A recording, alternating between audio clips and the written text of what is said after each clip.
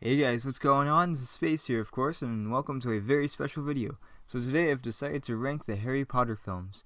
Now I know what you're thinking. I had a mind reading machine installed to my computer, of course. So, Space, why are you doing this? Is it because of Fantastic Beasts? Well, actually, yes and no. You see, last weekend I did a Harry Potter movie marathon, and boy was it awesome. Easily one of the best weekends I've had in a while.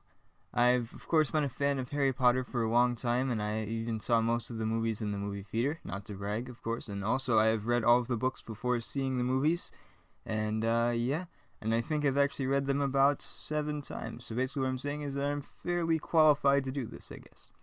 So this, of course, is my opinion, of course, so yeah, of course. And when the video is done, feel free to leave your own list in the comment sections below, and I'll take a look at it. Alright, so without further ado, let's go. Alright, so at number 8 we have The Order of the Phoenix. What I always found weird about this movie is that it's the second shortest movie, but it's one of the longest books. It doesn't make much sense, but hey, you can probably already tell that is why it is at the bottom of my list. They left a lot of good stuff out. There would have been some pretty awesome stuff in there if they left it in. But hey, and they left so much stuff out, in fact, that I'm pretty sure my Gmod parody of the 5th movie will actually be much longer than the actual film, which is pretty interesting. Alright, so now this movie is still entertaining. All of the actors did a great job, and it does highlight some important stuff. If you're looking for the full story, though, read the book. Alright, so at number 7 we have Prisoner of Azkaban. Now, for the record, I really like all of the movies, and this list is very close. Like, it's like 1 point off, like one, like, decimal point off. Or, well, like you know, like an 8.1, like 8.2, like that stuff, yeah. But this movie just had to go somewhere. I really like this one, and it's probably the most different story-wise since Voldemort isn't really involved in this one. He kind of is because something that happens in this movie, not to spoil anything, basically leads to Voldemort coming a thing. But anyways, so this one, though, does set up the rest of the series, like I said, which is very important. It feels like a transition from the lighthearted Harry Potter we saw from Chris Columbus to what we get in the rest of the series, which is pretty well done. I loved all the characters that were introduced in this one, and it's great to see them in the rest of the series. The one reason why it's here is because the rest of them are just a little better. Okay, so let's move on to number 6, which ironically is The Half-Blood Prince, which is the 6th movie. And this one is such a fun ride. I remember how excited I was to see this one, and it's definitely a great addition to the series. There are a lot of feel-good moments in this one to balance out the darker ending, which is pretty awesome.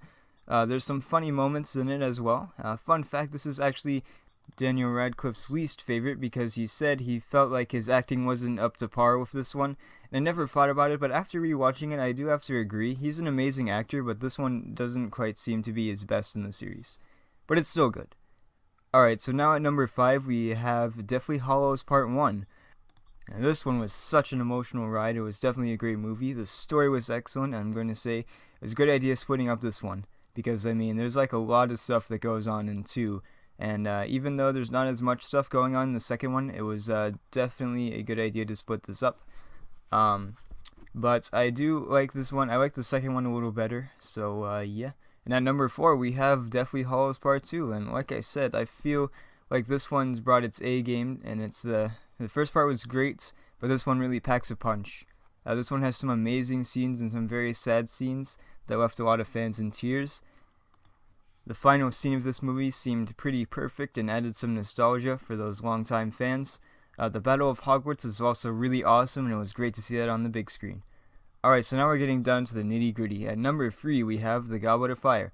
Now, The Goblet of Fire is one of my favorite books in this series, and I think they did an excellent job on the movie. This movie is the one that changes the rest of the series, because the events that unfold in this greatly affect the story. The Triwizard Tournament was such an epic idea, and I feel like they did a great job with it.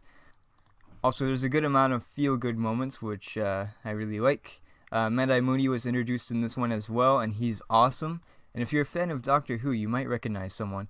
Overall, this is a really good one, and I really enjoyed it. Here we are, number 2.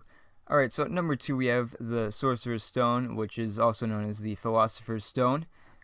And this is the one that started it all. It has such a classic feel about it. This movie is very lighthearted, which is pretty great considering most of the series isn't quite as lighthearted, which isn't a problem either because it seems to fit the mood. But I mean, it's kind of interesting that there's some darker stuff that happens in this movie, but it never really overwhelms the movie with like darkness. it's kind of interesting. In all, I think they did an amazing job with this one, and I think there's only one movie that can top this one. Now, as you can probably guess, seeing that it's the only one that I haven't mentioned yet, is that number one is The Chamber of Secrets. Book-wise, this and Goblet of Fire are my favorites, and it's hard to choose between them, but not with the movies. Chamber of Secrets is a pretty detailed book, even though it's the second shortest book, and they basically bring as much of the book to the movie as possible, which is really awesome. The book / the movie has a great mysterious feeling about it that none of the other movies quite have, and you could argue that with Prisoner of Azkaban, that it kind of has a mysterious feeling, but not quite as deep as this one. So the story is amazing, the characters are fantastic. This is the longest movie, and it managed to keep your interest until the very end. So thank you guys so much for watching. We enjoyed this video, and I know this is a gaming channel, but I figured I'd do this for the lulz. And alright, so, well, I'll see you guys in the next video. Bye-bye.